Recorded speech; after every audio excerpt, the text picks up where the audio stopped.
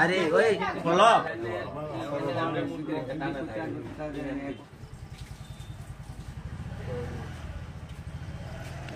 জানো তো বাংছে গেছে সমান কইরাই আমরা টানাটা সবটা গাছ এখানে এই যে আমরা এখান থেকে একটা টানা দেব কাজ কইরা ঘুমাইলে সম্পূর্ণ টাকা হতো না।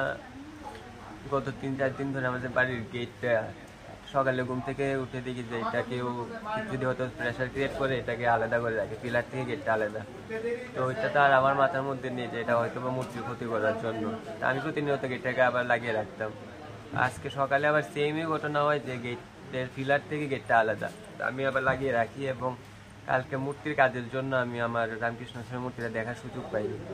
তো আজকে যে সময় দেখতে গেলাম, দেখলাম মূর্তির প্রতিটি হাতের সুতলিগুলো কেটে ওরা মূর্তিটার বিশাল একটা ক্ষতি করে গেল। এটা কে বা কারা করেছে সেটা তো আর আমি আন্দাজ করতে পারছি না যে কে করছে। কয়টা মূর্তি এমন করতে? এখানে রামকৃষ্ণ আশ্রমের যে মূর্তি এটারই প্রত্যেকটা হাতের ক্ষতি করেছে। হয়তো তারা সময় পেলে আরো আমার বিশাল একটা ক্ষতি করতে পারতো, কিন্তু কে করেছে এটা তো জানি না। এটার আমি বিচারটা অবশ্যই চাইবো যে কেন এরকমটা করলো। তুমি কি নিজে মূর্তি বানাও? হ্যাঁ, নিজে মূর্তি বানাই। কয়টা মূর্তির এবার অর্ডার পেয়েছিলে? এবার 5টা মূর্তি। কয়টা মূর্তি এরকম করেছে শুধু রামকৃষ্ণ আশ্রমের? রামকৃষ্ণ আশ্রমের। কি মনে হয়? মনে আর কি হবে, আমি তো ঠিক জানি না যে কে এটা করলে এত বিশাল আমার ক্ষতিটা। আমার তো কারোর সামনে সত্যতা আমিও নেই যে এরকমটা করতে পারে বলে। পুলিশকে জানিয়েছে বিষয়টা? হ্যাঁ, পুলিশকে জানিয়েছি। পুলিশ এসেছিল? পুলিশ এই তো এসছে মনে হয়। নামটা কি? আমার নাম পল্লব রুদ্রপাল।